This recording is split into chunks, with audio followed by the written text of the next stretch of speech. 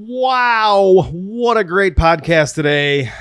Coming up next, I have episode 77 with Nolan Taylor, commonly known on Instagram as Rutten, Rutt1N.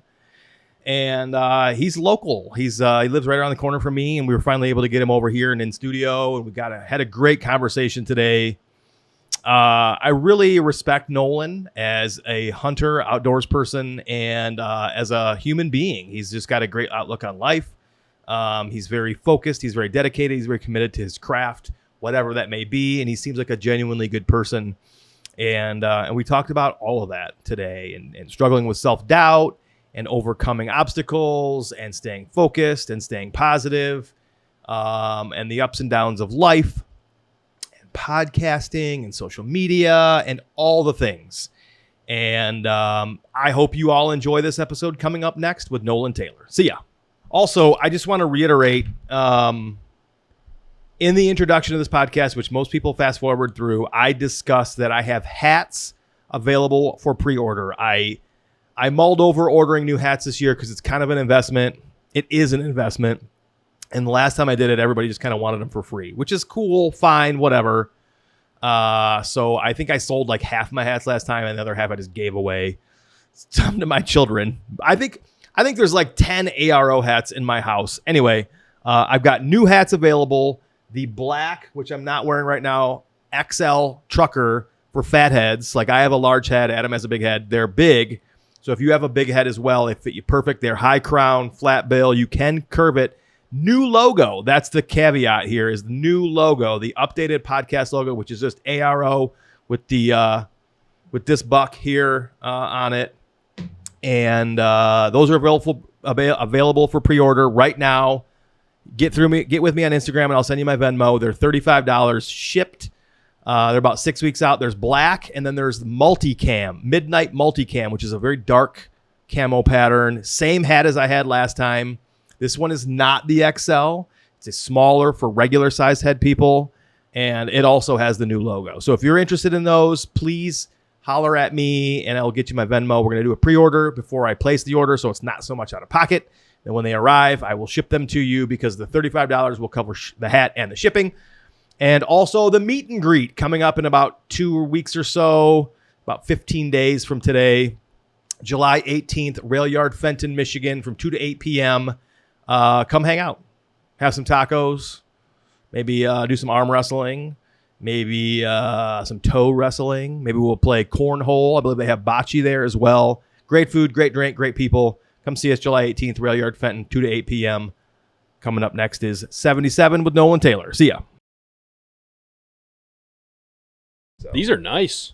Screw right in. I always had the clamps. Yeah, that's the one that I use. And they freaking fall off all the time. Yeah, it'd get all like loose and wonky. So I look at these professional podcasts that are going on all over the place. I'm like, they've got things mounted into the table. Yeah. And so these are like super cheap Amazons, but I was able to use the same arm and put it in there. So yeah, it's kind of nice. They work. I actually just sold all my crap. Did you really? Weeks ago. Yeah, it was just like sitting around, and I was like, dude, I can't do it. I'm not going to podcast anymore. You never say never. Yeah, you never say never. That's true. There is a box over there with so many wires in it and cords, and I have I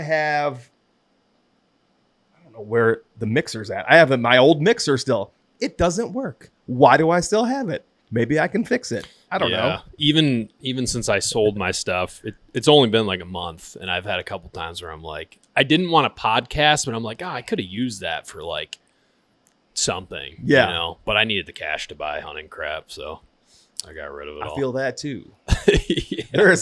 There is 1, 2, 3, 4, 5 large boxes over there that I need to sell so that I can pay for some hunting tags too. Yeah. It's all excess crap that I don't need. Yep. I may even sell that e-bike. I didn't use it one time last year. Yeah, I have mine sitting in my house. I was just talking about selling it.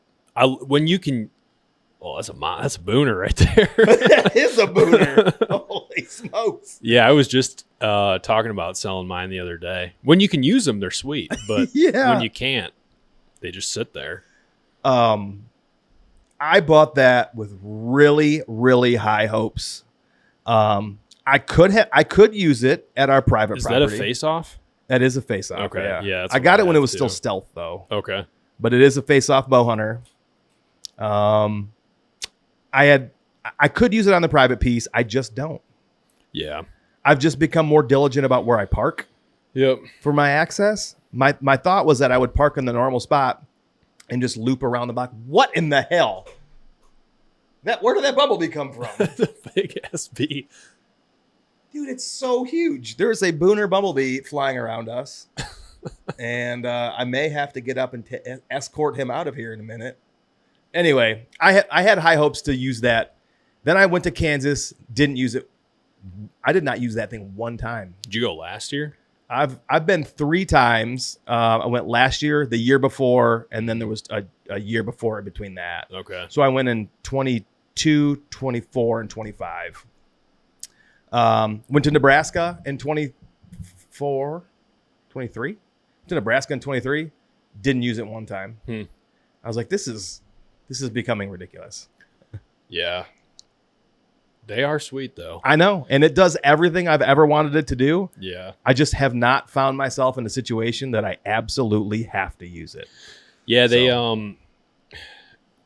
there's part of me that feels like it just adds more crap to deal with too. Like the one that I have, it's sweet. It's like the switchback awesomeness, but it's like 1,000 pounds, and you got to get it off the truck, and you got to put it on. Look, when I hunted, you had to buy the special trailer for it too, or the special hitch for it too, right? That swings out. Yeah. I mean, it worked. I used it in North Dakota last year, and it was awesome for that. And I used it on my antelope hunt a little bit, but yeah, I don't know. It sits in my house a lot because you can't. I hunt Ohio for the most part. Can't use it there. I'll use it on the roads a little bit because there's some places where you can't jam a truck, and that's worked for me. I've never thought about that. Yeah, I was hunting this spot last year. It had like a triangle that touched the road. You couldn't park there, but you could park 2 miles away and of course ride it and do that. But yeah, I've been in the same thing with mine. So realistically, I could have all my out-of-state tags purchased if I just get rid of these things I'm staring at in here. So if anybody wants an e-bike, I'll be willing to cut you a sweet deal on it. I'll even throw in the hitch-mounted trailer with it. Yeah. Works perfectly fine. Works great. I got the charging mechanism for it. It's great. Anyway, Nolan Taylor, welcome to Beefcake's Beat Laboratory and Studio. Thanks for having me. Yeah, man. It's great to have you in studio. I've been longing for more in-person podcasts. It's just hard to get local guys. It's different in person. Different. I don't think I've ever done one in person before. It seems better this way. It is better. Yeah. I can read body language. It's a more genuine conversation. Humans are more engaged when you're face to face than over Zoom. Yeah. They're great.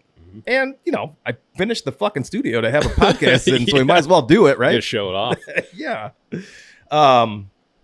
I do want to say before we get into the nuts and bolts of the interview, this podcast here, it's not an interview. I got to stop saying that. There's some business to be had for ARO podcast. We on July 18th, 2026, from 2 to 8 p.m. at Rail Yard Fenton, Michigan, we are having our meet and greet where you can show up and shake hands and leg wrestle some fellers if you want to, or talk about hunting stories or tips and tricks and mobile hunting, permanent stand hunting, whatever you want to do. Come see us July 18th from 2 to 8 at Rail Yard Fenton in Michigan. I got some hats available for pre-order right now. 2 styles, black like this, but with the ARO logo. And then I have a multicam option, which I don't have out here to show anybody, but they're the same hats as I had last time. New logo available for pre-order. And that's it for the business at hand. Again, thanks for coming over. Yeah, thank you for having me. I appreciate you bringing me on. We were just talking about, podcasts are a lot to do. So they are a lot to do. And, I had one scheduled for last week that somebody couldn't make. And then, I've always wondered if you'd be willing to do it. Yeah. And the reason I say that is you seem like you're a shy guy. I can be.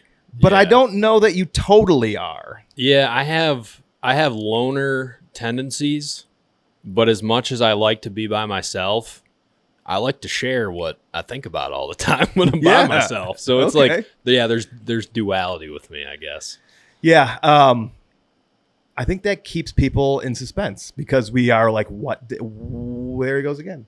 What is Nolan up to? You know what I mean? Like, what is your, how do you say your Instagram handle? Is it Rutten? Yeah. Rutten. RUTT1N. Okay. I want to make sure that people follow along with you on Instagram. And I also wanted to make sure I said it right. So, I have followed Nolan for a while and then never met him in person. And then one day we're at a Mobile Hunters Roadshow in the middle of Michigan. And it struck me. There he is. There's Rutten right there talking, asking questions. And I noticed the thing that jumped out at me most about that was you seemed to have, at that particular time, now this is multiple years ago. Yeah, I think that was 2 years ago. At least 2 years ago. Yeah. You seemed to have some maybe self-doubt about the way you were doing things. Mm-hmm. And then I think you proceeded to have an absolutely stellar fall. Is that right? Yeah, I think that was 2 years ago. I killed the big one in Ohio, and I think I plugged a couple ones somewhere else too.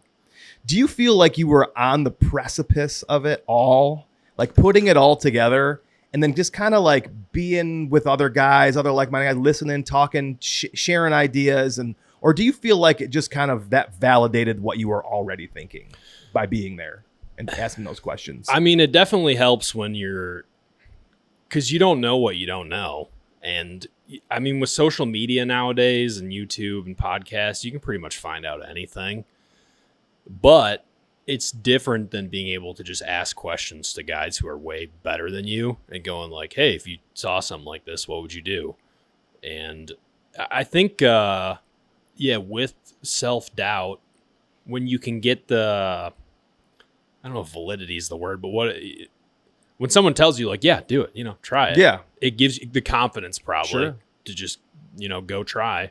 Because I think that's probably one of the hardest parts about putting it all together, especially on public land, is like you go out there, all this stuff from different podcasts, and it's actually like the application of it when you're out there in the woods and you're looking at, this and that and making that like final judgment call. Yeah. So, yeah. And prior to that, had you been doing a ton of mobile hunting?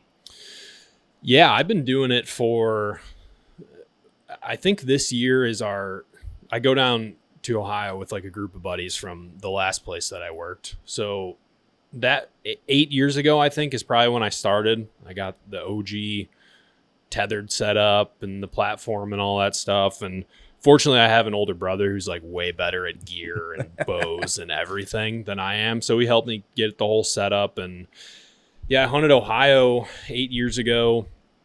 Somehow stumbled into a buck. I mean, I just hunted my butt off for like 7 days straight. Shot one in the middle of the day and was like, whoa, you can see deer at 12 o'clock in the afternoon? Like, what's going on here? And since then, it just kind of turned into, I had a buddy at work help me build out my truck for me. And I just started hunting all over the place. Montana, Nebraska, North Dakota, Wyoming, Michigan, Indiana. I mean, I always have the saying, just buy the tag and then you're going hunting, because if you buy the tag, you better use it, because they're not cheap. So yeah, it's just kind of cascaded into just trying all different kinds of stuff out. And I really like staying in my truck. There's no better feeling than just hitting the open road, and it's just me and my mattress in the back. It's awesome. Yeah. What were you hunting before that? Was it all private land, family land? Yeah, for the that? most part. Yeah, I grew up pretty standard Michigan deer camp type of thing. Even before I was allowed to go out, I was like begging my dad, like, let me go out and sit in the box blind with you. And eventually let me come with. I'm pretty sure I just like slept half the time. I remember the first deer that it was a doe he got with my brother and I I was just cashed out sleeping on the floor, and they woke me up like, hey, we're about to shoot one. And I was like, what? And then the Ohio hunt that I did the first time, I mean, fortunately I had some friends that took me way outside my bubble, and it kind of, divine timing. I had this piece of really good ground in like the Fowlerville area. It was like 80 acres, I think. Maybe it was a little more. And we hunted there for like 10 years, but it was always like the deer would do the same thing every year. We shot some decent ones, but my brother and I were still trying to figure out what we were doing. That property went away. It was a permission piece. And pretty much, I think it was the year that went away, I had some buddies from work be like, hey, come down to Ohio. It's public land. All I had ever really known about public before was don't go. It's not very good, which is not true. And I went and just fell in love with the whole thing after. That's amazing. It's because it kind of, you talked about how it like cascaded, but it sounds like it kind of erupted into it. Like there's not many people that start hunting private ground in a very stable area in a very comfortable situation or environment, and then are like, you know what I'm going to do? I'm going to sleep in my truck and I'm going to drive all the way across the country and do it. So I think you were destined to do this. Probably. Yeah. Like, do you believe in all that stuff? I do. Yeah. Yeah, I do. Yeah. Like the universe kind of like guides you in the path. I think if you listen to it, you'll do those things. Yeah. I think if you don't, you won't do any of them. But how do you listen to it? I don't know. Your intuition, I guess. Probably. I think everybody knows that feeling of, you can apply it to hunting or life. Sometimes you just think about random stuff and you're like, oh, I think I should maybe try that. And sometimes it's a crazy goal or dream, and it's easy to be like, no, that ain't me. Can't do that. Like, can't drive to Montana and go to some random dude's house and hunt his property after writing 100 letters out there and grizzly bears and but you just, it's kind of in my nature to, I like traveling to new places. I like meeting people in the middle of nowhere and hearing about their stories. And there's just a lot of life to be lived out there in the open road. So yeah, I try to lean into those things, and I'm not always perfect about it. Sure. But yeah, I'm super fortunate that things have gone the way they have for me. I had an era of like probably 3 or 4 years where I just was in my truck. It was all I did. It was probably almost a problem. I'd just be at work, and if I wasn't at work, I was in Ohio and I was scouting and I was doing absurd amounts of miles every year. And I didn't even know what I was looking for. Scrapes, and then I'd put a camera on it because that's all I really knew. Sure. And I think it, helped a lot of my learning off. I listened to a lot of East Meets West when I first, bow was a huge part of a lot of what I've learned. And I think a lot of the passion, just like listening to a dude like Bo, if you've listened to East Meets West, it's fired up. And yeah, when I got into it, it was like kind of right when he was starting to pop off, and just went all out. I was just on the road. I don't think as many people realize, maybe they do, and I'm just wrong. I've had more than a couple people tell me that East Meets West was really the catalyst for them to get into this and be more invested in their mobile and or travel game. That I know it's a very successful podcast and beyond just podcasting. But I don't think enough people give it the credit that it deserves. Bo is, it's my opinion that guy will be remembered as a pioneer of our era. I think so. He started a really big thing, and you can see the success he's having because of it. But outside of that, he's just a genuine dude. Yeah. I went to his scouting camp a couple years ago, and he was just a normal dude. There was no lick of arrogance. He was actually invested in what everybody had to say at the camp. Even the guy with the least amount of experience there, if he was to go to Bo and say like, hey, I think this about this, he would listen to him. Yeah. And I think that people like that are the ones that find success. But yeah, East meets West was huge for me. That's a tongue tie. You and I both just did it. Yeah, I say that 5 times yeah. fast. He needs to work on that. I don't think you can at this point. It just has to stay that, but we need to work on it. Yeah, it's funny because most people get hung up on the flashier names, and this is not a knock, but like working class guys, like that name gets a lot of attention. Hunter gets a lot of attention. You know, the Nine Finger Chronicles gets a lot of attention. Whatever, the Fall, the Method Podcast, they get a lot of attention, and I don't hear as many people talk about East meets West. See, I had to slow down. Got it. That was the catch there. I don't hear as much people talk about it as being like in the limelight, but I think it's like the tried and true.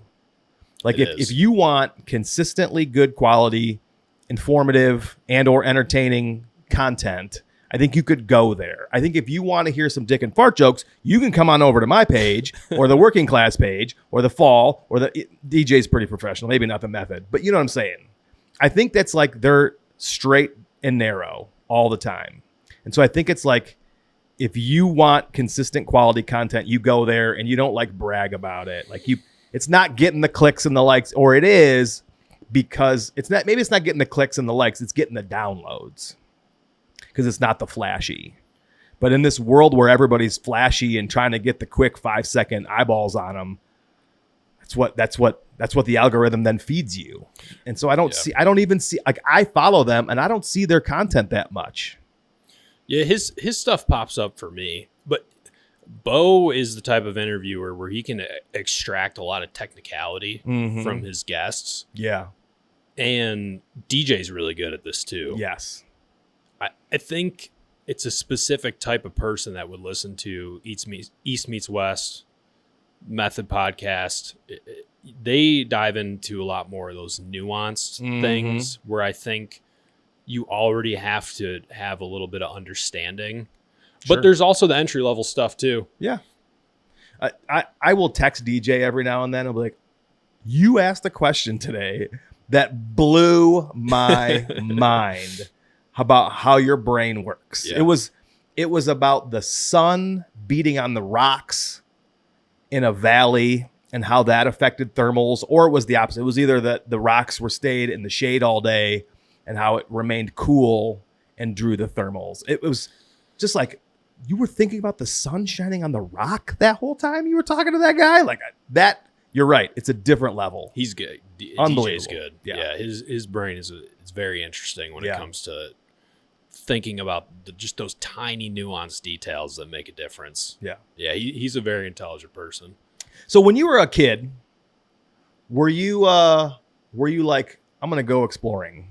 I'm going to go out in the woods and I'm going to look for stuff. I'm going to catch frogs. I'm going to go catch a firefly and try to figure out how it does its thing. Like, were you exploratory as a kid, or was that something you grew into? Kind of both, I would say. Like I said, I was always itching to go out hunting with my dad. Him and his buddies had a property up in like the Hubbard Lake area. Eventually I was able to go up for the gun season, just sit with him. Eventually archery season as well, but we'd sit in like the box blind type of thing. And when we were up there, I had my little Red Ryder BB gun. I'd be hunting grasshoppers and stuff like that. I did quite a bit of hiking with my grandparents when I was young. And I think in hindsight, that did a lot for my current self. Because I think those experiences that you have when you're a little kid shape you a lot more than you may realize until down the road. I was thinking about this recently. I was like, I'm kind of the only one in my family that would go on a hiking trip or sleep in the back of my truck. My brother would do it as a means to an end if he really wanted to kill a buck. But I think there was also a part of me that was the kind of like the gamer type. Okay. I played in like a crappy band when I was a kid. Really? Yeah, what was the name of the band? It had many names. I mean, it was me and my friend Kyle. Okay. I think our first name was like Decimated Dream or something like that. Right. Yeah, we were super cool. So there was kind of two parts of me. You know, there was, I think the the person who was intrigued by the outdoors and chased it. I mean, I remember I had a whiteboard in my room and I'd do a countdown to opening day, even when I was a kid.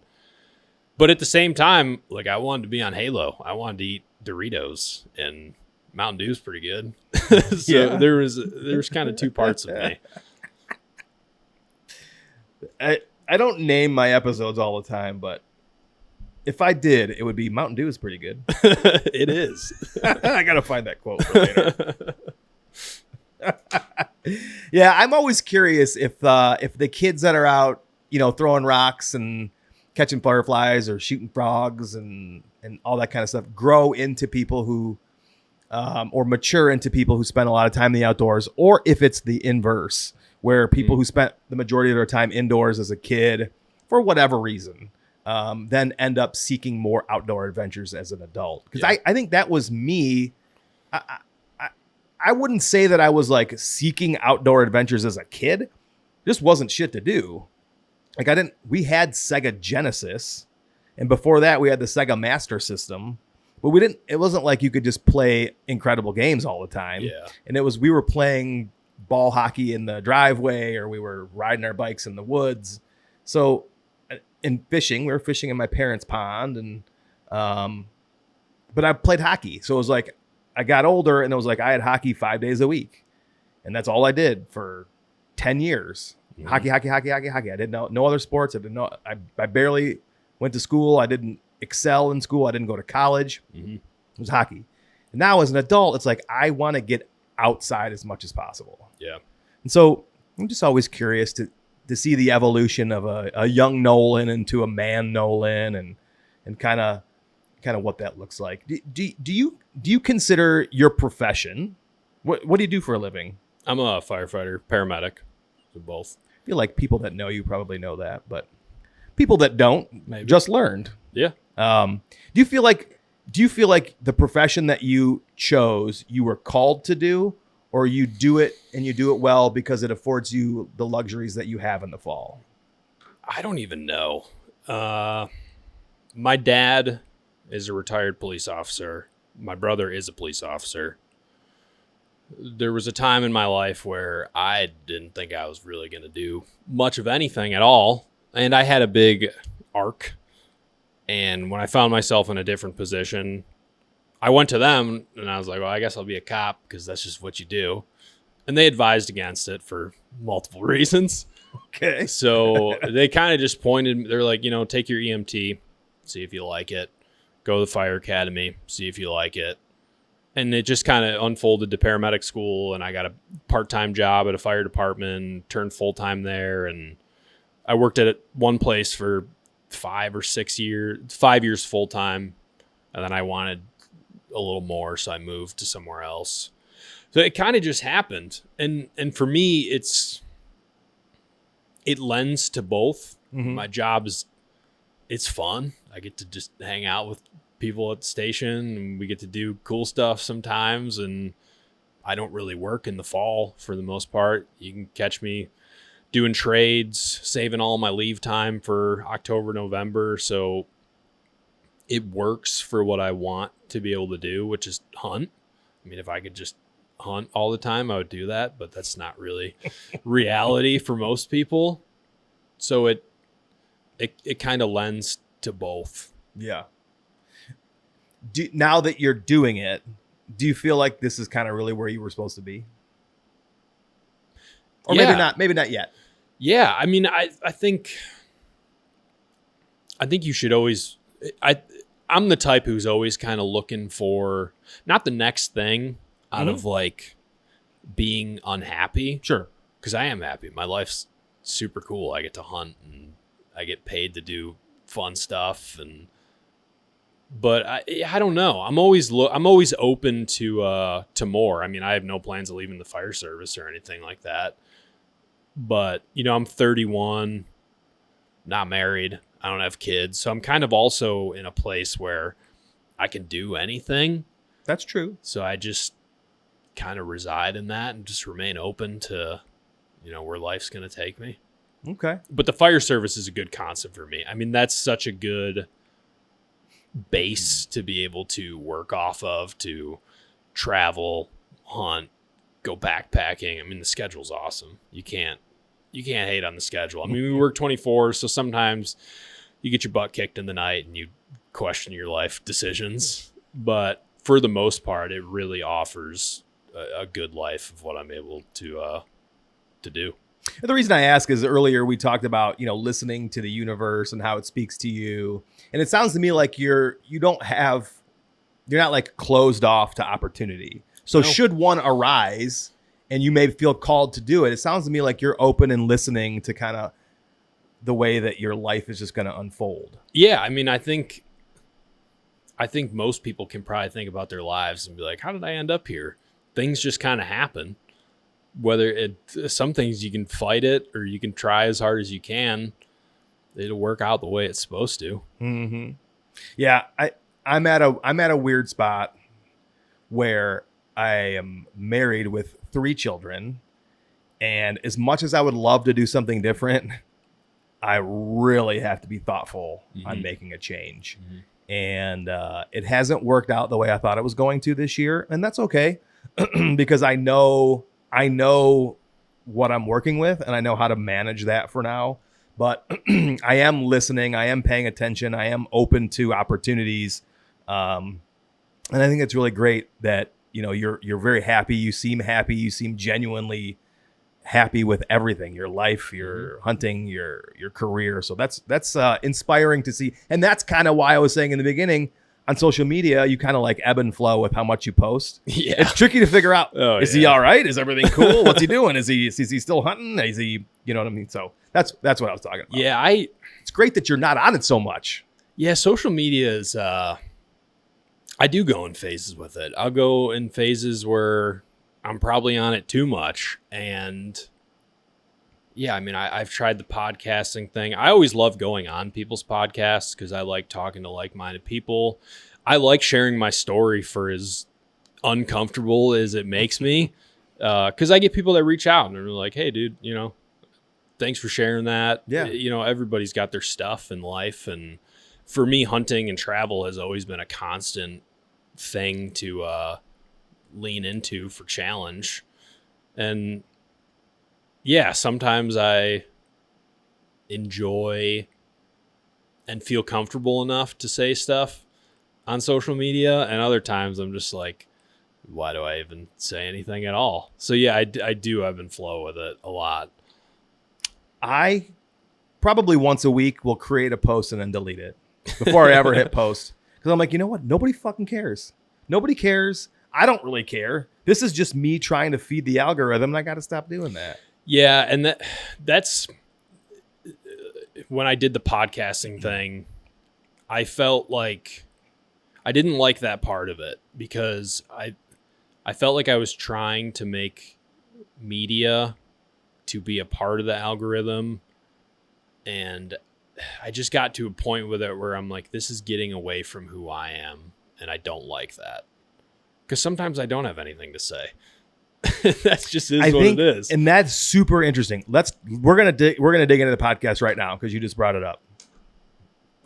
I'm blaming you. It's on the list anyway. Yeah. It is okay to not post things. Yeah. And I don't think a lot of people realize that. Yeah. It's okay to not have something to say today to people you do not know. Mm-hmm. It's completely fine. Mm-hmm. So just let that sit, whoever's listening. Let's talk about the podcast. Yeah. So tell me the origin story. Like, I know most of it. Yeah. But take it away, man. I went on the dojo a while ago. The Mobile Hunters Dojo, to be specific. Yeah, it's been it was 3 years ago. I had never, it's funny how things work. I had started sharing a little bit of myself online, and I had kind of said to myself, I'd love to go on a podcast one day, but also not trying to go on a podcast. And Matt reached out to me and was like, hey dude, I read your stuff. I think it's super cool. I'd love to have you on. And I went on, and Matt was awesome. He's a great host. He asked great questions. He's a genuine dude. And we kind of kept in touch after that. And he continued with the dojo and then reached a phase of his life where he didn't want to do it anymore. And it kind of coincided with a phase in my life where I was like, maybe I'll try and like do the podcasting thing. I don't know. I mean, like I said before, the idea of hunting full time or trying to make yourself in the hunting space seems cool, and it seems like a nice reality to chase. And I think you have to be a specific type of person to do that. And I don't mean that in a good nor bad way. I think you'd have to be a specific type of person to do that. Through attempting it, I realize I'm not. But yeah, I actually reached out to Matt and I was like, hey, dude, I'm thinking about maybe doing a podcast. You did the Mobile Hunters Dojo. Could I ask you some questions? And, it worked out to where he told me that there were 2 people that he said he would offer it to if he ever stopped doing it. And I was one of them. And originally I said, well, let me think about it. Cause I was like, that's a lot to say yes to, even though I was very excited, because I was still like, I didn't, I don't think I still fully know who I am now, but I was like, I don't know if I really want to do this. And I thought about it and I was like, this is a great opportunity. Also, it's friggin' awesome of Matt to just serve that up, because he put a lot of time and effort into that. Yeah, he did. And he was successful and he was really good at it. And yeah, I said yes to him, and Matt was just awesome to me. Like, he helped me get I can't even say he helped me get it set up. I didn't even know what I was doing. He pretty much set it up for me. He was like, do this, download this. This is how you do it. He guided me through the whole thing. And as I started interviewing people, I would lean on him a lot. And I'd say, maybe some of that confidence stuff, like, is this all right? Yeah. Does this sound okay? And he was always supportive. He always made me feel like I was doing a good job. Matt's just one of those people. And it's crazy because I never even met the dude. You've still never met him? Never met him. I'll be damned. We talk on the phone.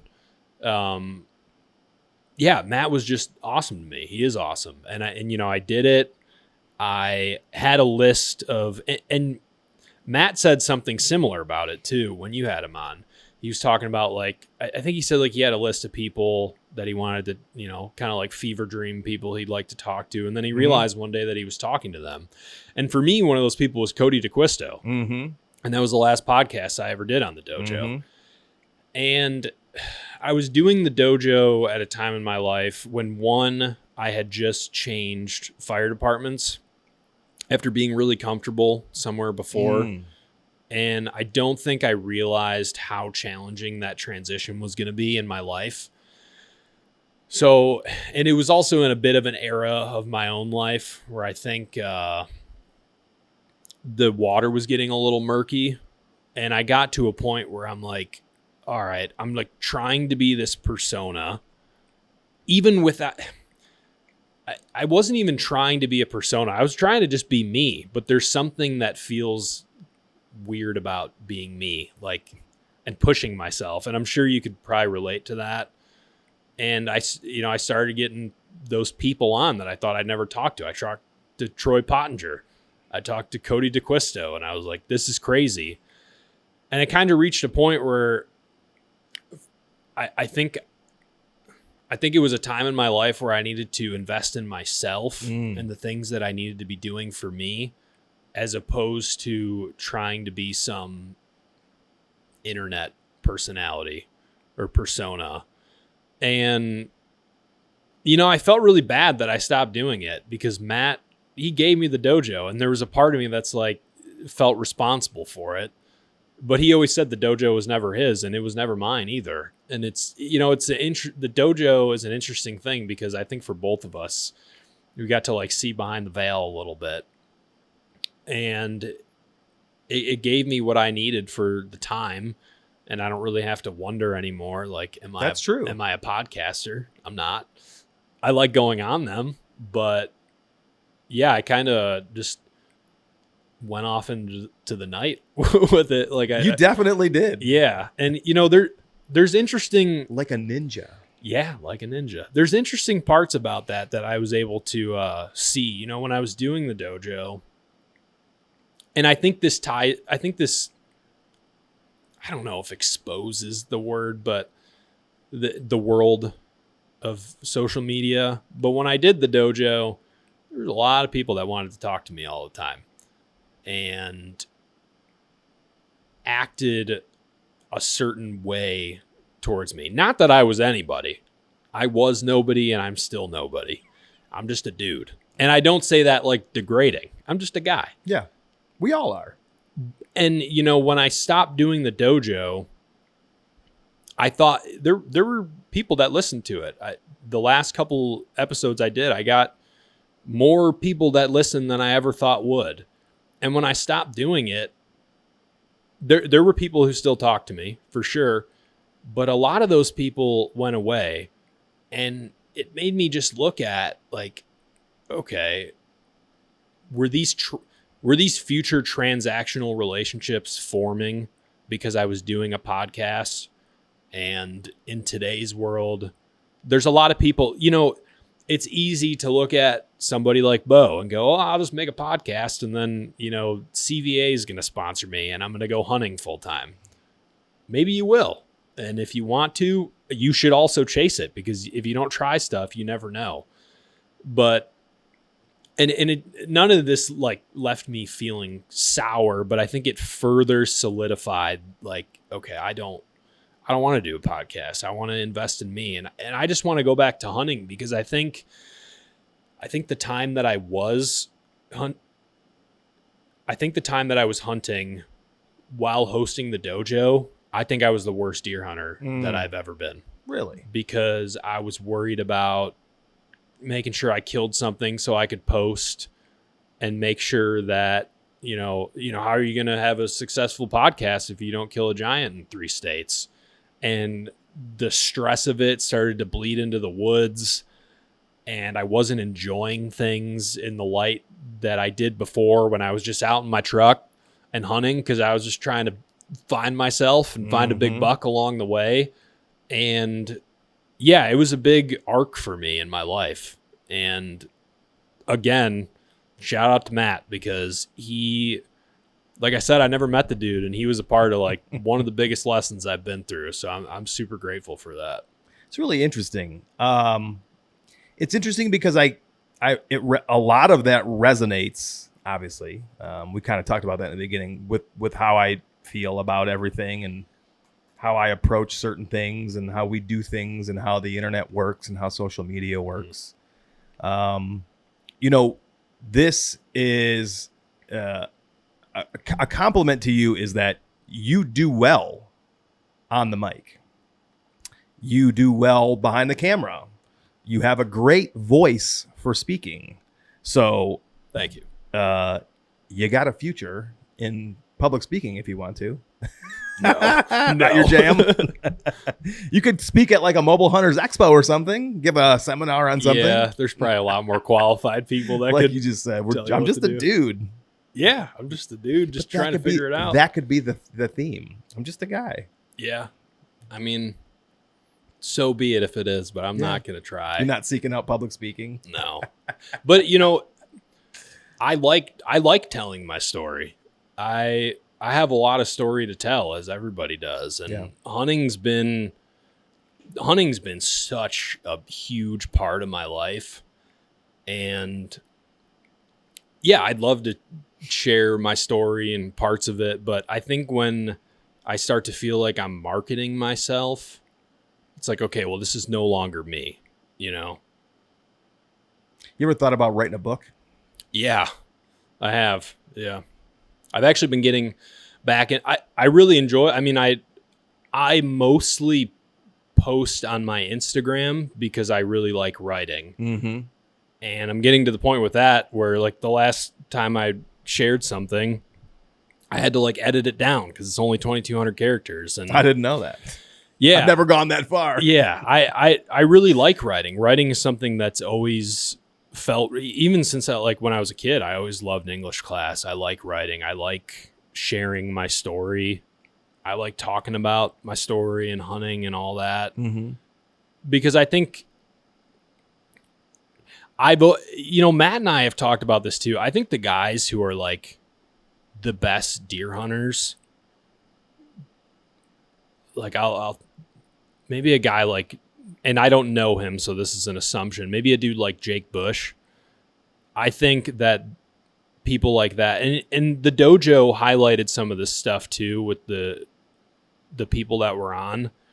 There's a reason, and some people just have it, but for the most part, there's a reason why the guys so into the outdoors are so into it. There's some type of origin story. I won't even say what it could be for anybody because I won't make assumptions. Sure. But you don't throw yourself so deeply into something if there isn't a reason for it. Mm-hmm. And you're not getting something back from it, you know?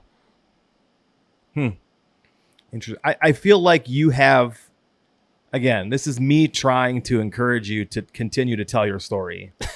I would never try to push you one direction or the other, but I'm saying I think there's a lot of avenues that you can share your story. And I could see the way that your brain works and the way that you can articulate your thoughts and the way that you can put them out there. I would imagine you can do the same on paper. And I could also then foresee somebody sitting down drinking their cup of coffee in the morning and reading something that you put out for them, whether it be in a monthly publication, whether it be in long format in the form of a book or a series of books relative to all of your adventures. Maybe even starting at the origin story, whatever it might be. I can see that for you. I think that's a great idea, plan, goal. Yeah. It's good to have outlets. Yeah. That's kind of how I look at podcasting is it's an outlet for me. I'm not getting anything out of this financially. It's a small community of like-minded, good people that I've met and made some great friends with. Yeah. And I'm going to continue to do that. But this is my creative outlet. It's my opportunities to be like my wife said, a whimsical skedaddler, to participate in shenanigans, to make dumb stuff, because I'm a professional and I have to be professional on the phone and on emails, but I like to make dick and fart jokes like I'm 13 again. So this is my outlet. And I think you're right. It's good to have an outlet. Yeah, it's important. Yeah. A lot of people don't. And you enjoy fitness. Yeah. Correct?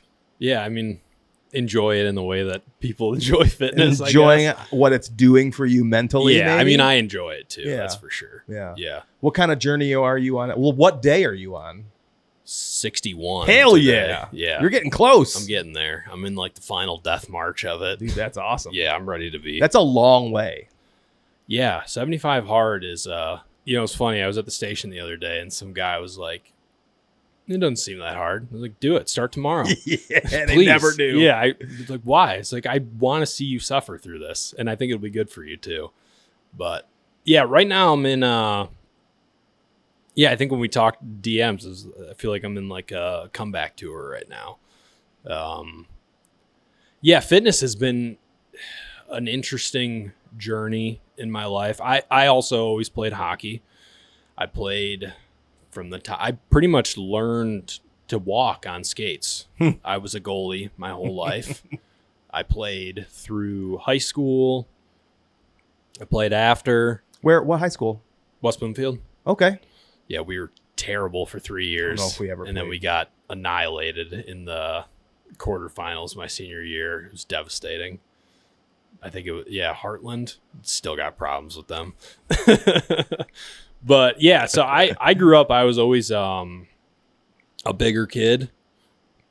My mom would call me Husky to make me feel better about myself.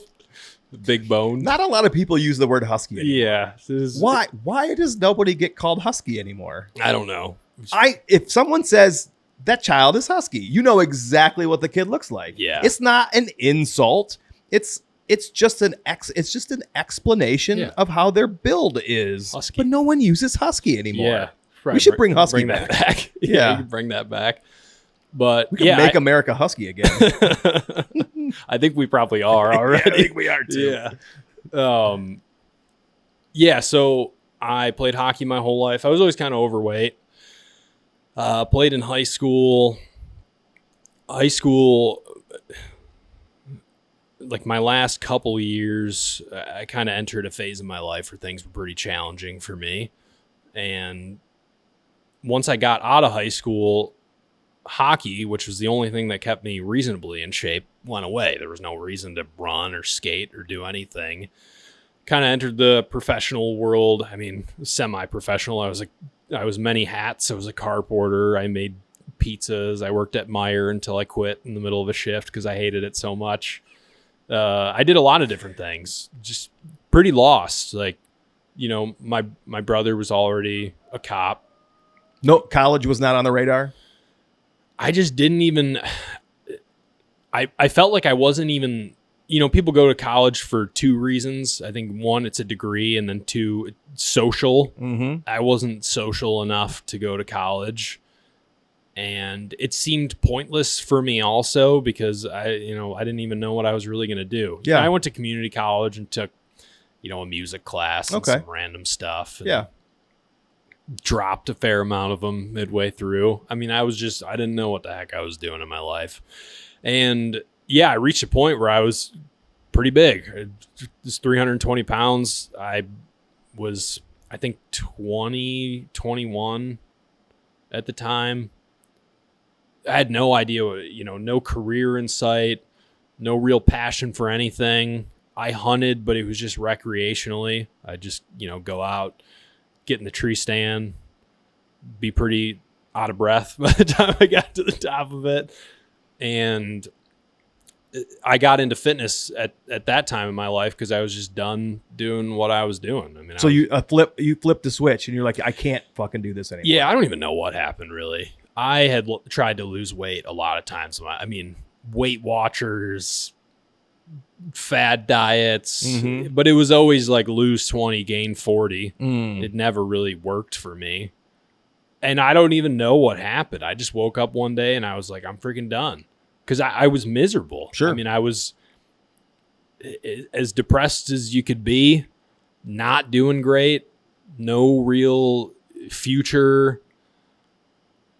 Yeah, it sucked. And I was just like, I got to do something different. So I went and ran, just kind of walked. I was like, I'm going to run 3 miles every day. And I don't even know why I decided to do that. Whew. And it was bad. I mean, I walked mostly the first time. And I did that. I don't even really remember the year much. I just did that. And then eventually I got into lifting, and I had always played hockey, but I started to do it like more. Oh, good. Because it felt good, and it was cardio, and it got me moving. I tracked my calories, and I was living at home at the time, so my family helped me out a ton. Okay. I ate chicken and rice for like 3 years straight. It worked, and I lost a bunch of weight.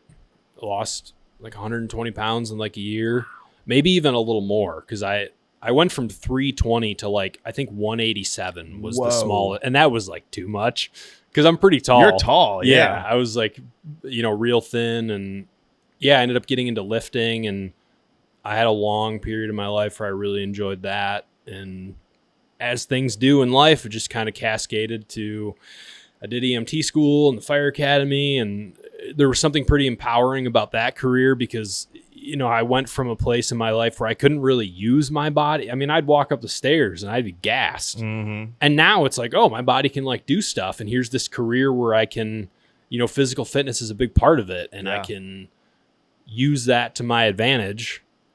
And got on a fire department, continued with like the fitness thing. Was super comfortable, and as I like to do when I get super comfortable in my life, I like to blow it up because I think there's good and bad to that, because I think you're not going to grow unless you do stuff like that.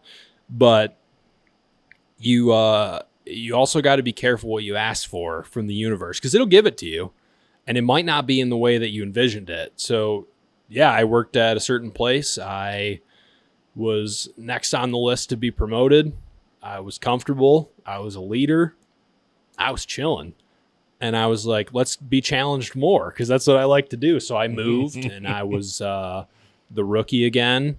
And I didn't lose a lot of my friends, but like when you work with people, you see them every day. Sure. Completely removed myself from the environment that I was living in. And at the time was trying to podcast and just do way too many things. And my fitness kind of fell by the wayside. My mental health kind of reached a place where I was just like not doing great again. And Sure. the wheels kind of started to fall off a little bit. And, I was just reaching a point where I was just done again. I wanted to get out of it. And I put in for this mule deer tag this year in Wyoming, which I didn't get. And if anything, that was an awesome kick in the butt to start trying some new things. And the beauty of Instagram is you can meet some really cool people. And there's a guy, Weston Homa. He lives in Idaho now. He has his own podcast, Run the Rack. I'm wearing his one of his hats right now too. He trains me. He moved out west to just do something different. I think he's a couple years younger than me, but had his own journey different than mine, and found love in running and hunting the mountains and pushing yourself and getting outside of your comfort zone, trying new things. And I had kind of started running after I thought I would never run again, because when I was big and I was running as much as I was, I really injured myself a lot. Like I messed up my hips, my groin, my back. At work I've hurt myself a couple times, moving people around and equipment and stuff. And I just had all these excuses of why I would never be as fit as I once was. And, I'd never run again. And then, the strain, I guess I'll just say it, the job can really affect you. There's people that will say like, suck it up, you're a little girl. Maybe they're right. Maybe I am. Do you mean mentally affect you? Yeah. Okay. I mean, physically too. Sure. Not sleeping. Yeah. Dragging people, carrying equipment around. Possibly seeing the worst of the worst. Yeah. Cancerous environments, literally. Yeah. Maybe metaphorically too in the fire service. And I just, a lot of things were stacking up against me. And I decided, I was like, I'm going to go for this mule deer hunt. And I'm still going for it. It's just not going to be this year. Yeah. And that's fine. And I had just, I don't know, life just kind of called me. I had a interesting experience that I just truly felt called to try and do something.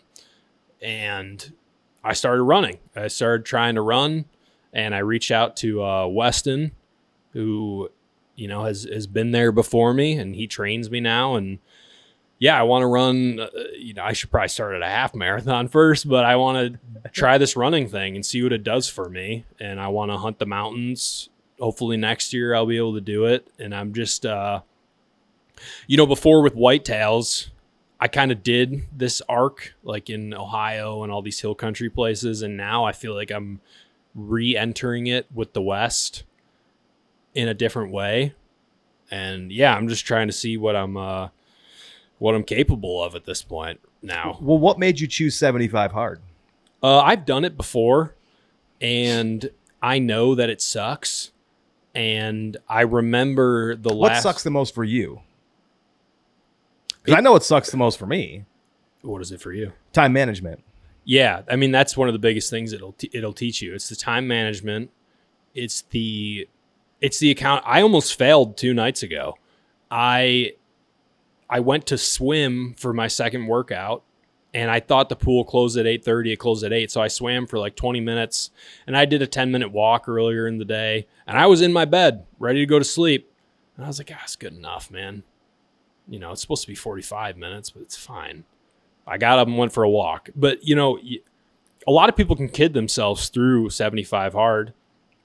And, I've done it before, and I remember the last time I did it, who I was at the tail end of it. Mm-hmm. And I was just like, I need to just deploy that again, because I know that I got to get out of this place that I'm in. And 75 hard will, if you're accountable to yourself, it'll bring you there. So, and it's hard on 24s too, especially when I work. Like I had a 72-hour shift last week, and it's hard to get the outdoor workout in because I can't leave the station. So like, I'm walking. A lot of parking lot laps. Yeah, walking in circles around the Yeah. parking lot and stuff like that. It's the time management. It's the accountability to yourself. It's the moments where you're just like, I just don't want to do this right now. I don't want to go. I walked a parking lot at Flint, at the Crystal Field House Ice Arena in Flint, Burton, before one of my kids' hockey games, and the parents were like, "Is Brett all right?" I'm Yeah. like, and Lauren's like, "Yeah, he's just doing an outdoor workout." They're Yeah. like, "What do you mean an outdoor workout?" Yeah. So I know what you mean. You got to, like, if it means you got to walk in a freaking circle in a parking lot, that's what you got to do. Yeah, and that's when you know you're in the depths of it. Yeah. You can laugh at yourself too. Like the guy, guys at the station will laugh at me. Like, what the hell's this guy doing out I'd there? get home at night and I would take that stationary bike and I would put it outside Yeah, and I would ride that stationary Yeah. bike on the ramp because it's outside. And they'd be like, "Dude, you're in an unconditioned barn." I'm like, "It's not outside. Doesn't count. Can't see this guy. I can't do it." Yeah. Yep. So yeah, now I'm just just trying this running thing, seeing where it's gonna bring me. I don't know. I still don't really it's a really big mental thing. Like I think I maybe said something about it on my last post when I was talking about running. It's choosing to run again. There's a lot of it's almost all, I mean, there's obviously the physical aspects. I was saying the other day, I was like getting back into running. I'm 31 now, so I'm not old, but I'm not 21. And it is different. Getting into running again is like playing whack-a-mole with your body. And it's plantar fasciitis, shin splints, your glute hurt. You're constantly managing like all these reasons why you want to quit. Because I'll go out and run. That's fine with me. I can be tired. I can be uncomfortable. I can push through that. But it's like, it's the management of your own, like doing the mobility, rolling your feet out, and then pushing through those things that, maybe I'm weak-minded, but for me, it's like easy to become derailed when I start having things like arise. Like I had this foot thing going on. And I was like, damn, is this going to be like the thing that stops me and I can't run again? But it's just the things you tell yourself, and you can apply that to anything in life. Yep. I think everybody has something in their life that they really want to try. And like I said before, you can get these little calls from the universe, and it's easy to go, oh, no, that's not me. Or no, or like try it. And that's been some of I've been back and forth about how much I really want to share on my Instagram. Yeah. Because like there's enough people that post their Strava runs, especially at like the 12-minute paces that I'm doing right now. So I don't want to like saturate the world with what it already has. But also there's risk putting yourself out there when you try something kind of outside the bubble of normalcy. I mean, I want to do an ultra one day. It's probably going to take me a couple of years to do it. But for one, when you say that on social media, you might fail in front of everybody.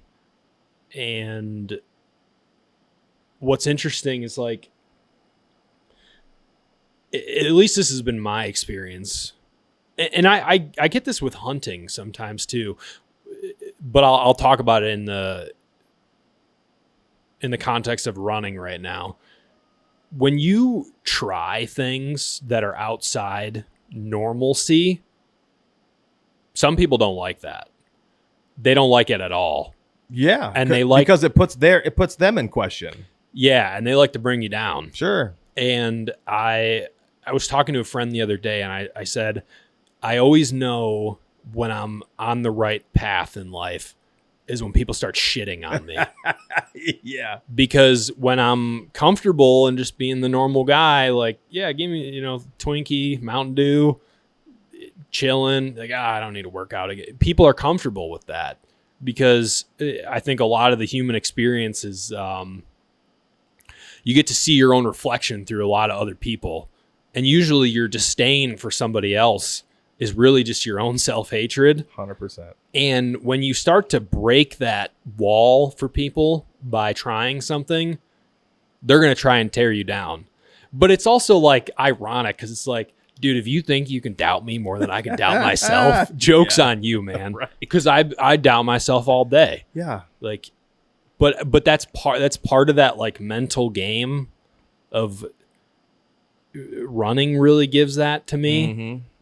And I think a lot of growth is gonna come from this, and maybe it'll all blow up in a ball of fire. Who knows? But I'm gonna try. You know. And even if it does, it'll be a learning experience. Yeah. Oh yeah.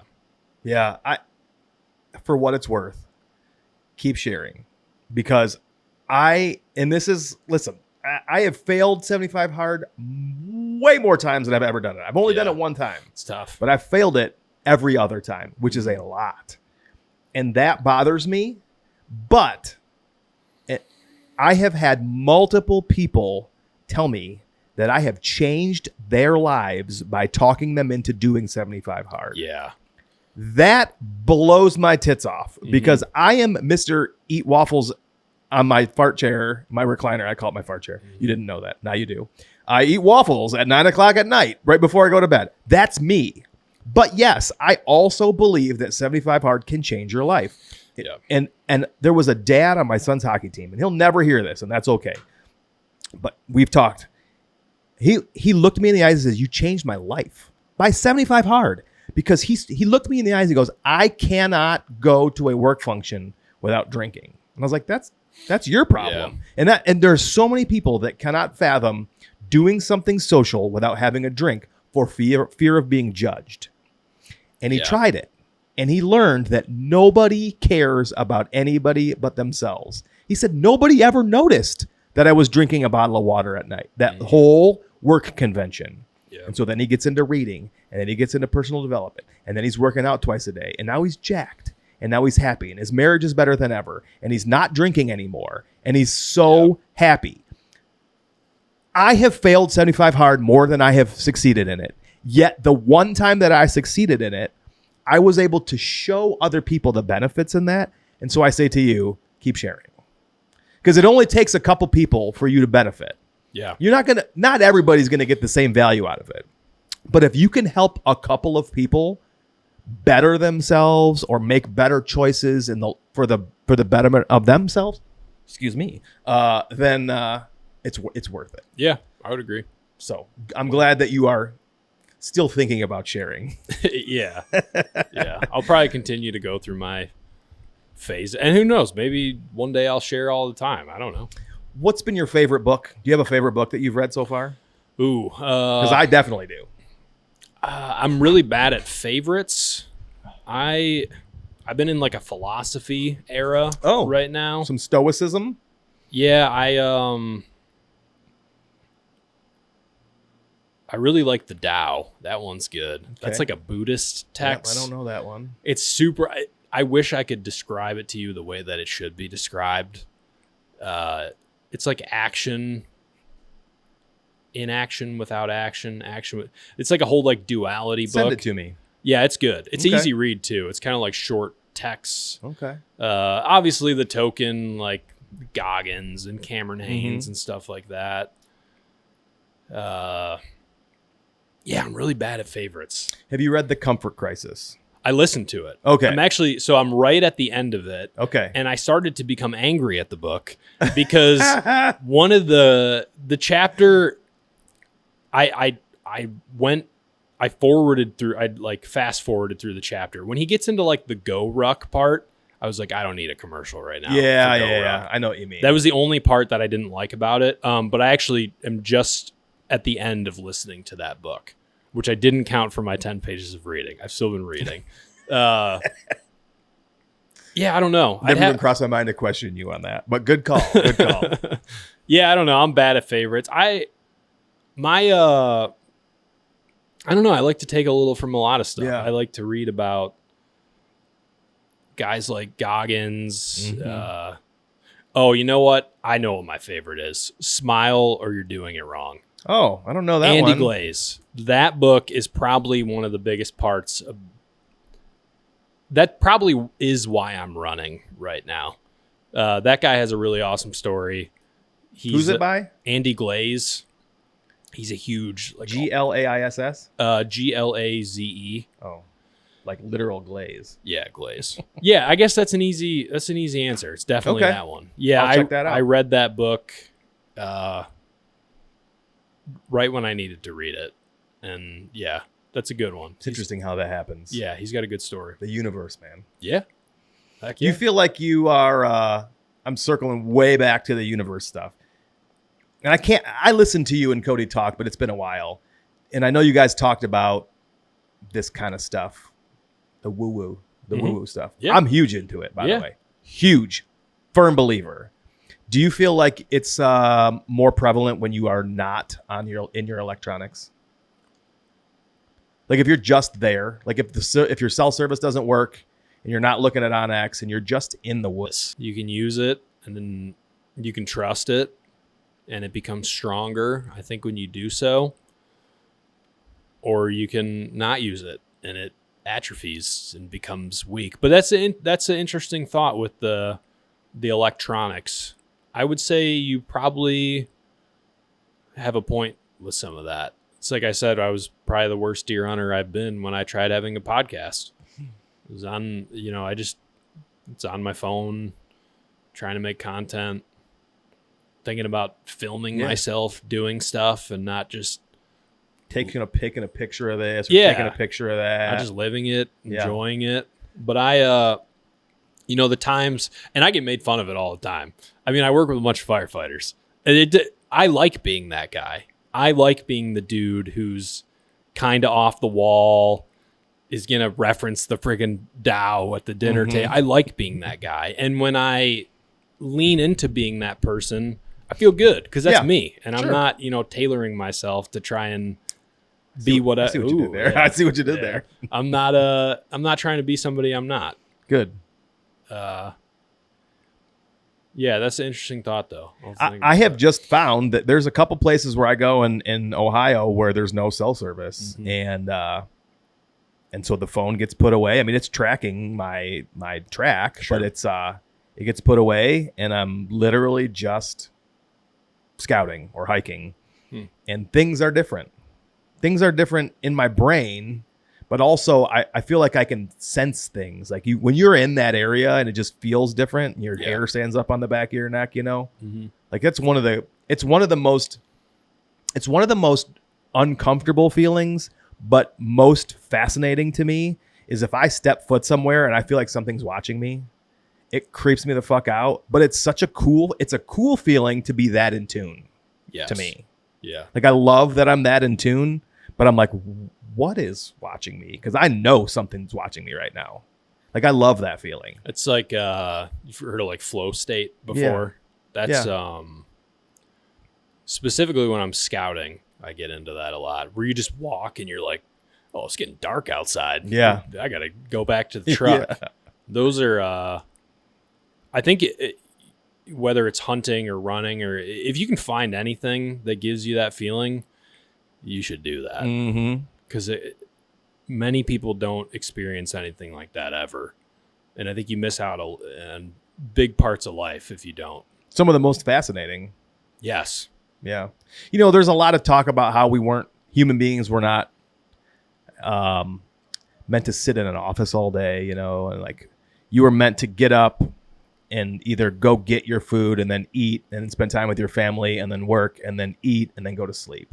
And it's not like you weren't meant to go sit in an office all day under these fucking fluorescent lights. And it's like, what is that doing to us as a species, as a generation, multiple generations? I'm 15 years older than you. Like, so I think of my generation, I've got 15 extra years of all this 5G and EMF and all this crap that's been just blasted into my body. And like, what are we doing to ourselves really for the last chapter of our lives? And so, getting away from all that crap and like going out and doing what human beings were designed to do, literally designed to do, you can't put a price tag on it. But like we said earlier, make America husky again. I don't think there's a lot of people that can do it. It's too uncomfortable, and I'm afraid of this, and I'm afraid of that. Yeah, the fear is a big thing I've been learning a lot about the last probably couple of years of my life, because it's easy to just not engage with that. The second you feel it, you're just like, oh, you just don't do that. Yep. Whether it's trying the hunt, trying the race, trying to work up to some deadlift, writing a book, sharing snakes. Snakes are my bugaboo. Yeah. Fear is an interesting thing because, it's in us as humans. And when you talk about the modern world, as we grow more and more comfortable, comfort crisis, it's easy to shrink further into that bubble of I'm cozy. It's always 68 degrees in here. I'm never really that hungry. I'm never really that thirsty. I don't have to work hard to get food. And the society we live in now, you have to seek out that true challenge. Yes. And you almost have to seek fear if you really want to try and find some personal growth. Because if you just go throughout your everyday life, you're not going to find much that's really going to freak you out. And that was a big part of why I wanted to and am going to do a mule deer hunt by myself. Because it scares the crap out of me. And I still don't really know if I'm capable of doing it. And it's funny too, because when I didn't draw the tag this year, there was a part of me that was relieved.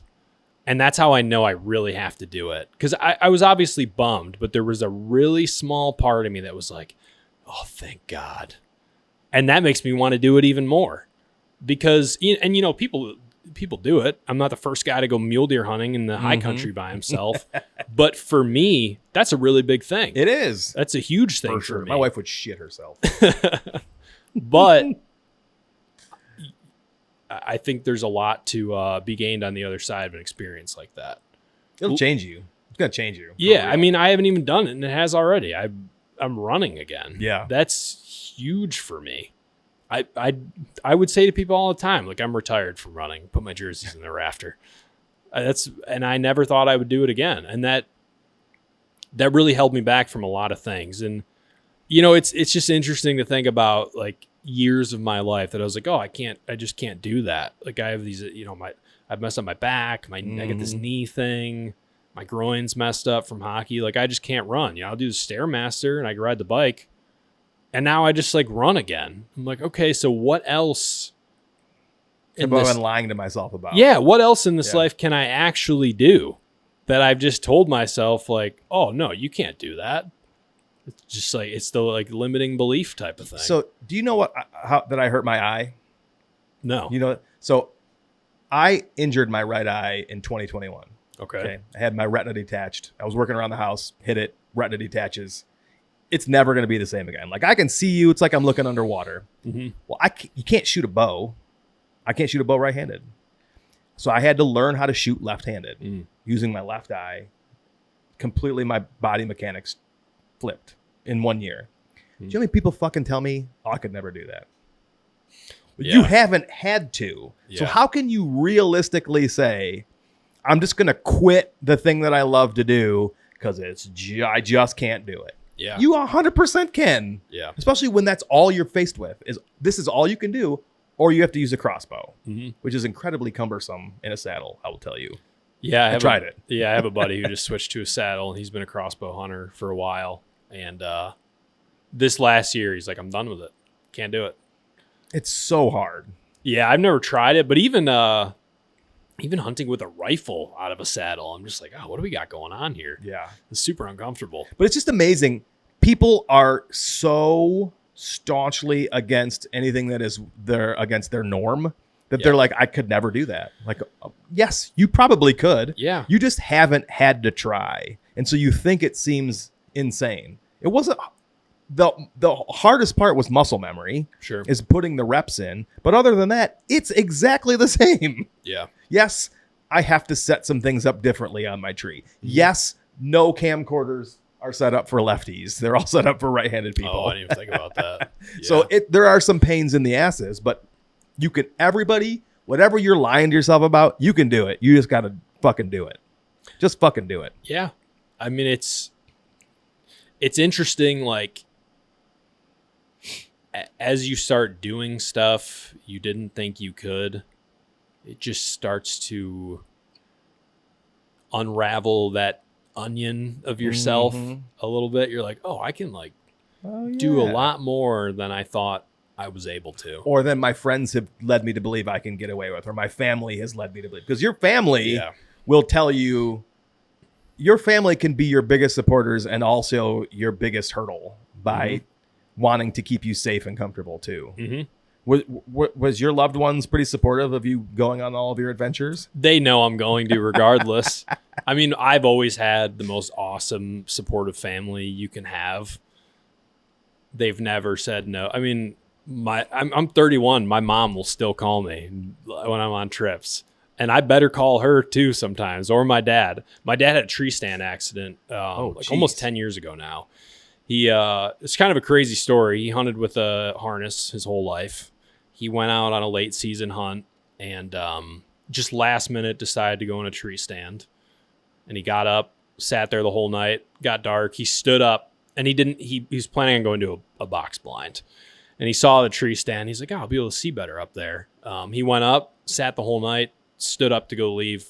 Strap broke. He fell like 20 feet. Like he had like a tib fib. His hip, he's blown out. Like he almost died. And since then, he's nervous when I do stuff. So they've learned that I'll check in when like I'm supposed to. But yeah, my family's always been very supportive. Nice. I try and keep my circle. I'm very choosy with who I'll talk to and who I'll spend time with. I mean, probably to a fault a little bit, but the second if I start seeing doubt from somebody around me, like, that's all I need. You know what I mean? But yeah, your circle, you are the sum. You're the sum of the 5 people you spend the most time with. Yeah.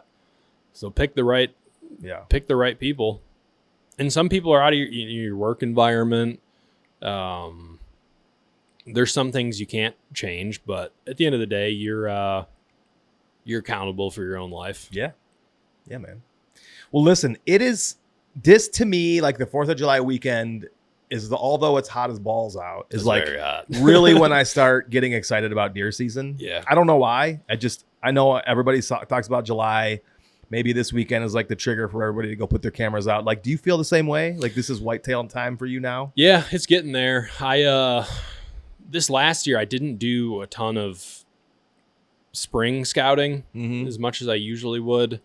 Kind of just like gas prices and this season 26. You mean the spring of 26? Yeah, I mean I went out, but not as much as I had in the past. Yeah, I'm kind of repivoting back to whitetails. I mean, my whole year was built around this mule deer hunt that hopefully will be next year. So I'm reshifting back to whitetails again. I was actually just talking to my brother yesterday about there's a deer we know about that we've known about for like 3 or 4 years now, and he missed it last year, and it's just not going to be okay how big this deer is going to be this year. And my brother's got a new baby coming on the way next month, and he also drew Iowa this year. Oh my word. So it potentially puts me in the hot seat to be able to hunt a gigantor in Ohio. So yeah, we were just starting to talk game plan about getting some cameras out. I've really cut back a lot on trail cameras. One, because the money, they're just expensive. 2, because Ohio's where I spend a lot of my time. They just get stolen. Somebody's going to shoot it out of a tree with a shotgun, or it's just going to be gone. So I became frustrated with just losing them. I think they can lie to you a fair amount, but they are a tool, and we don't really know if this deer is alive or not right now. I'm trying to like go down the avenue of seeing if he is or not. Probably take some trail cameras to do so. Sure. We didn't find a shed off of him. We found a shed off of him two years ago, maybe 3 years ago. Brother missed him last fall. Shaved a little piece of hair off of him.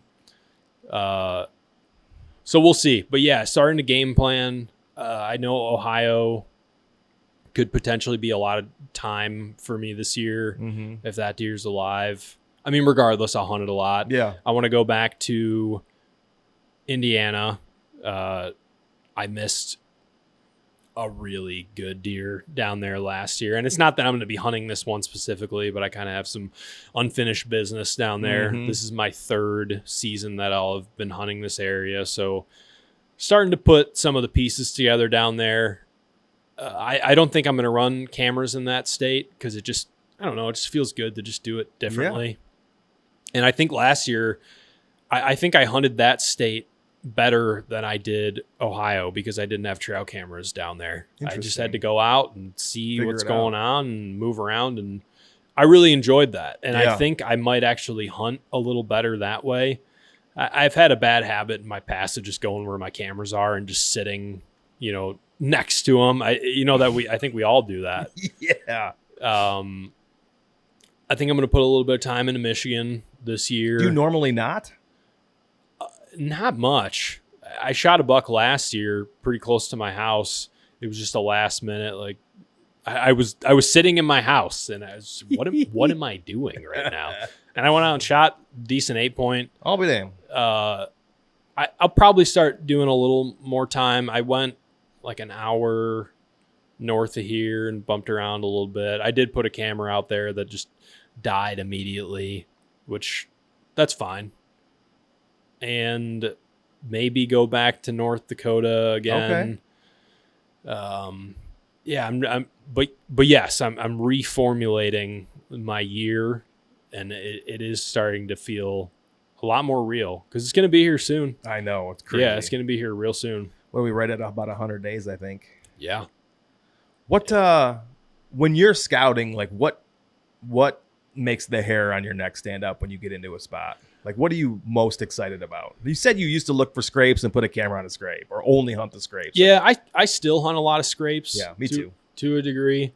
Part of the answer to that question is probably a hole in my game because I like to just walk really far and then find some super cool terrain feature that may or may not even have deer on it. Sure. But I just love that feeling of like, I'm like 2 hours back here. Yeah. I just like to envision some giant buck that's never seen a person coming through. And typically that results in me not seeing anything at all. But you had an adventure and you're smiling about it over there. Yeah. I don't know. I guess it's just that feeling. It's probably changed over time. But my approach to scouting is typically pick an area. I've been on this whole fixation with leeward, like bowls and ditches the last like couple years. So like east facing bowls and stuff like that. I think you can access them really easily and maybe trying to find a scrape around them. I've really been trying to fix up my access game the last couple years. I think I had been blowing out a lot of deer that I could have been having chances at by just taking the conventional route in, not necessarily thinking about the time of year. But yeah, I don't know how else to describe it. Like, it's just that feeling. I mean, sometimes you see that scrape where you're like, okay, this is not like the other 30 I've seen today. Maybe the licking branch is huge or it's on a specific terrain feature that just makes sense. But that feeling kind of shifts around for me based on what time of year I think I'm going to be hunting the spot. There's some spots I find that I'm like, this is going to be sweet in the early season. But if I sit here during the rut, I'm probably not going to see much. And then there's those rut spots that you find where you've been walking a lot and you find one specific trail just ripped into the side of a hill that when you look at the map just makes sense that they're going to be going through there. So it just depends. And I think that's still a evolving process for me. That's the best is that it's still evolving. Yeah. It'd be really easy to say, yes, I'm going to go into find a hub scrape. And that's what I do. It's what I do every time. I love that because I am also doing that. What I get excited about changes with the terrain. It changes with the landscape. It changes if I'm in Ohio versus Michigan, Michigan hardwoods, Michigan swamp. It changes with where I'm standing. And I think that's such it's a valuable place to be, to where you have consumed enough knowledge or insight from other people who've been around longer than you and done more things than you, that you can kind of have that sort of floating around up in there. Yeah. And then when you go and you find that spot, and you go, or maybe you just go step foot in that spot, you're like, oh, all those things are like, okay, I'm picking and choosing from them. It's such a wonderful place to be that you are not pigeonholed into hunting just a hub scrape anymore. Yeah. And I spent a couple years in that place. Like, you know, if I don't have a camera there, there's a field edge. Yeah. There's just a big part of, we'll talk about the rut. A big part of sitting all day is confidence. And if you don't have that, it's going to be really hard to watch the sun go up and watch it come back down again if you have no confidence in your setup. And I also think that bigger deer are getting harder to kill on public land. Ohio, like I said, I think this is year 8 for me. It's not the same down there as it was the first year. The first year I went up top in a saddle. And the first morning I hunted, I saw like 5 bucks just running. And I was like, this is like Jurassic Park out here. Now, I bet you if I went and sat that spot, I wouldn't see much. Not to say that things couldn't happen, but I'm trying to work on I think the people who are consistently killing the true great bucks, they hunt with a lot of specificity. And I think the spots that they may or may not be sitting are different than where everybody else is at. It might be on the way to where everybody else is at, but it's almost like the obvious doesn't work as well anymore. Or it's because of where everybody else went. Yeah. I know what you mean. That's really interesting. I'd never put much thought into that, about how those people are probably also seeing the same thing you're seeing, but then they're taking that equation a step further. Yeah, that's fascinating. Yeah, I've been hunting low. I think the big deer are getting lower on the hills than they used to be. Somebody was just talking about that. I think. Really? Yeah. And somebody else was just talking about access too. I think it was DJ's podcast on the method. Oh, and they were talking about access, and I'm like, dude, or maybe it was Aaron on the fall. I was like, man, I got to get better about access. Yeah, it's, and it depends on the time of year too. If you're hunting the early season, you have to have good access or you're going to have a terrible time and get eaten alive by mosquitoes. In the rut, consider it, but maybe it doesn't matter as much. You know, if you're hunting big hill country, the buck you may shoot at 1 p.m, you could be 3 miles from there. You know, your ground scent is going to matter, and it's going to affect things if you blow the does out of the bedding area that maybe you're hunting or maybe not. It depends what kind of feature you're going to. But I also, part of the mental game, I have a lot more confidence when I go into a spot. And I'm like, I did this right. There's no reason why I shouldn't be here all day, and I shouldn't do this for 5 days straight and hope that it comes together. And that doesn't burn you out, hunting the same spot 5 days straight? Or is that not exactly what you mean? Like, you'll tweak being immobile? It depends. And yes, it burns me out a lot. The mental game is extremely challenging hunting. Yeah. Where I hunt in Ohio, it's big hills, and it's not easy to get to these places. And the repetition of getting up super early, hiking for 2 hours to get out there, sitting in the tree all day, doing it again and again and again. Yeah, it's exhausting. Yeah. But I think that's probably how you kill them.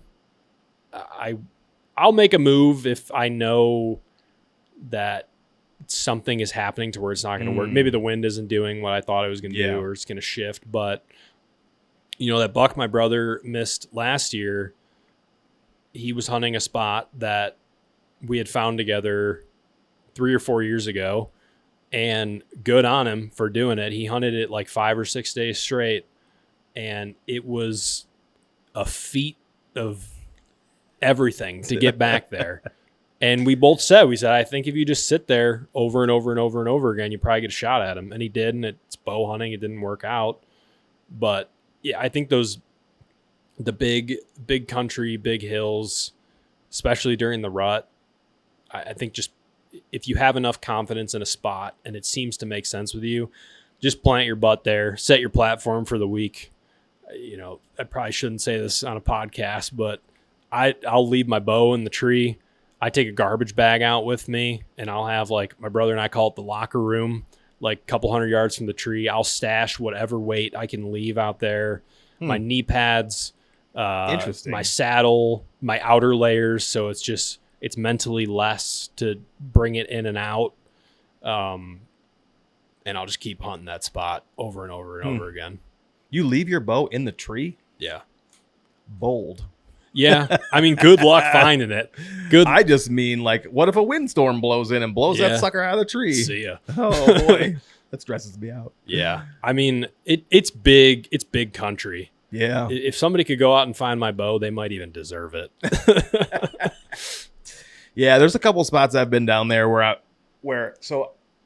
so I went to Northern Illinois and hunted and had great success. And I was like, oh, these hills are pretty steep, man. Like, this is intense. And then I went in Southern Ohio. I'm like, you're a fucking puss, dude. These are intense. And just spring scouting and summer scouting down there, I'm like, I honestly don't even know how I would get out here. Like, I feel, and that's a mental thing for me, is I got to get past that. Because I know that I have stepped foot on some ridges out there where there have been giants. I'm sure of it. Mm-hmm. But I think about where I parked and how I had to get there and how I could get there. And it's like, I don't know, man. That's part of the balance too, is there probably is a line eventually to where, and maybe I'm weak-minded, but there's a line eventually where it's like, this is just crazy to do. You're not going to do this every day for 7 days. And maybe if you do, maybe you're that guy who gets them. But I found spots like what you're talking about, and there reaches a point where it's almost like the enjoyment factor. Which I've asked my wife permission to do that, and she's not a huge fan of it. Yeah, I've actually been thinking about doing some backpack whitetail hunts, because now I have all the Western stuff. Yeah. And yeah, there's opportunity to get way the hell. Probably not. Maybe do like a rifle hunt type of thing like that. But there's deer by the road too. I know. One of the guys I hunt with, I don't know how he does it. One of the spots he was hunting last year, like 30 yards from the road, shot at a really big buck. Had a bunch of really good ones on camera. You could see the cars go by. Mm-hmm. I, unfortunately, am not good at that. I seem to gravitate towards the depths. But good on those people who can find those places, because the enjoyment factor is going to be a lot higher. I don't know. See, so for me, I can't hunt if I can see my house. Yeah. Like, I could put a tree stand in my backyard and shoot a doe I cannot for the life of me imagine doing that. That is not that is killing. That's not hunting. Yeah. And so I don't know if I would love having the cars right by me or the parking lot right by me. Even if it was a 200, would seem. I'm shooting the 200. I mean, I don't know that I would have the same level of enjoyment. Yeah, like the adventure aspect. Yeah, it seems to be like I'm just getting out of my car and killing something. Yeah. I do like to have to work for it a little bit. Same. I'm a glutton for punishment in that and when I'm alone, I like getting it finally back to the car and being like, I did all that by myself. Yes. I don't love that I can't celebrate with somebody. Yeah. But I like harvesting the animal, cleaning the animal, finding it, and then getting it back to the vehicle all by myself. Yeah. And then looking at that and thinking about, I did all that. Yeah, I don't know about, I could never hunt in my backyard. Yeah, hunting by yourself is definitely a different experience than hunting with people. And you love it? Sometimes I do, sometimes I don't. Yeah. Sometimes I wish I was with people. I think I'm starting to enter a phase in my life where I'd like to start hunting with people more, because I've spent so much time by myself out on the road. And it's funny, my brother, he got like a decked system in the back of his truck, and he did a couple campouts in Ohio last year. And it was one of the nights he called me. He's like, how do you do this? He's like, this isn't fun. I was like, it can't. It's type 2 fun. Yeah. But it's mentally different because there's nobody to talk to. Mm-hmm. There's nobody to bounce ideas off. But the reward you get from pulling it off by yourself there's nothing like it. Mm-hmm. There's nothing like it. And I enjoy both. I enjoy the camaraderie. We do our group trip usually first or second week in Ohio. I love going back to deer camp and all the different personalities that are going to be waiting for me, and stories of, I saw this one shot a tree, or the guy who forgot his bow, or whatever it's going to be for the day. I love that. And I like that solo grind challenge too. So without drawing your Wyoming tag this year, what's on your agenda? I mean, I think you kind of already talked about it. You're talking about Ohio, Indiana, maybe Michigan. Yeah, I'm sure I'll bounce around in Michigan a little bit. I want to find something to still scratch that adventure itch. Mm-hmm. So I've bounced around the idea of doing a backpack style hunt. Pennsylvania is a place I think I could do that. Oh, out in like the Alleghenies. Mm-hmm. I've hunted that area a couple times. Probably like a rifle type thing. Okay. But outside of that, I'm always so bad at balancing. Like I say, I should only hunt 2 places because it's hard to be good everywhere. But I just like trying stuff out. I like going to different places. And the North Dakota property I've hunted a couple times. I kind of have so I've hunted that place early season twice now. Met a random guy on the side of the road who was asking me about the stickers on my truck. Asked him if he had property. I was actually going to a walk-in piece. Turns out he has a lot of property, and it's absolutely incredible. And it's next to an outfitter. I've hunted that place twice in the early season, and it doesn't seem like it's the best time to do it. I popped a couple cameras out there last season. So I killed that antelope last year, and I had some extra time. So on the way back, I was like, well, I'm driving through North Dakota. I might as well hunt it. There was a big one running around the property. Kind of played cat and mouse with a decent one, but one I would have shot. It was in full velvet. It was awesome. But I popped a couple cameras out, and looking back at the pictures and what seems to happen after Thanksgiving on that property, seems like maybe the time to go. Okay. Maybe. I think once you get over to Kansas, North Dakota, those more western type whitetail, a lot of the locals will tell you, don't come out here till after the 15th. Don't come out here till after the 18th. Of course, second week, first week, you never know what can happen. But a lot of the locals I talk to in those really rural, more western type areas, they say wait till it's cold and frigid, and that's when you're going to see. And there were a couple deer that popped up on these cameras that were moose. And there was a moose, too. Holy crap. Yeah, there was a moose on the camera, too. Yeah, it's a cool property. I've thought even of doing that, like, Saskatchewan style hunt out there too.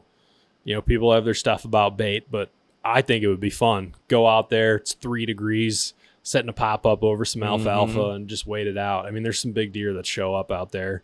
So I'm kind of considering maybe like hitting the late rut out there if I don't fill it. Maybe going back late season. Is it over the counter for non-residents? Archery. Yeah. Oh, okay. You can't shoot them with a gun. Okay. But archery is over the counter. And then, just bounce around Ohio, Indiana, and just I'm going to have a pretty big chunk off. Yeah. I think I'm going to have probably at least a month off. I think right now I'm off like October 21st to November 18th or something like that. And I had like 6 days that I had for out west that I'm sliding back to November. So I'll have a big chunk to be able to just bounce around and see what I can do. Now, when you do that, are you looking for just the first animal that gets you excited, or are you setting like a threshold of like, I'm only shooting A or nothing? I like to say that I'm only shooting A, and then a 2-year-old comes in and I get way too fired up and shoot it. That's something I'm working on. But also, same. It depends what I've put into the area and what I think I could kill there. Not to say you can't kill a really big buck anywhere, but around the house here in Michigan, if I go out like last year and some 2-year-old shows up at 12 yards, yeah, for sure. Because I haven't, put all the time and effort trying to find that upper echelon of bucks. Ohio, the last 2 years, I've been trying to hunt some bigger bucks, but I've been hunting in situations where it's really hard to, I've been hunting in really tight terrain features. Like the last 2 shots I've taken on a whitetail in Ohio were like 6 yards and 8 yards, and the one was in a clear cut. So it's been really challenging for me because I'm trying to do that like specificity thing. Like I was sitting in some tree the size of my arm, a stick off the ground, hunting a trail that was above me. It was some crazy setup. And I had an encounter with a really big one. It just didn't work out. So I'm in a place like Ohio and a place like Indiana where I've put some more time in, and specifically Ohio, I'm trying to really hold out and enter a phase in my hunting career where I'm okay with maybe going a year without killing something, but it's my own excitement that's going to hold me back from that sometimes. And also field judging is really difficult. Sure. The deer in Ohio that I hunt are super framey. A lot of the 2-year-olds are going to have a lot of length on their tines. And when they come in at 7 yards out of nowhere, they look like a 140. And not to say I wouldn't, I'm not excited about it. If it gets me excited and I shoot it, it still aligns. 100%. But I'm trying to level up a little bit in that arena and see if I can challenge myself to maybe start passing some deer that after they walk away, you go, oh, like, maybe I should have shot that one. So yeah, it's something I'm working on that, but it depends on the place, 100%, man. No, I haven't felt like I've had this amount of time where I can watch the deer come in and really truly judge his age or size. I'm usually, by the time I see the deer, it's like, are you shooting this deer? Because if you don't, really quickly, he's going to be gone. And so, like you said, I still get excited about these 2-year-olds that walk in frequently. And depending on the time of the year, that 2-year-old might be built like a 3-year-old or more, depending upon where I'm at. And so I just, I'm really trying not to get hung up on size. I'm really just trying to focus a lot on just the adventure aspect of it. Like, am I hunting in the same old? Because if so, then that's kind of boring. Did I find a new spot? Did I find something? Did I scout something? Did a deer come in? Did I shoot it? And did I have a good time? That's really what I'm excited about. Yeah. I'm excited about filming more and trying to tell more of my story. Yeah. Because I'm so bad about the camera. It's tough.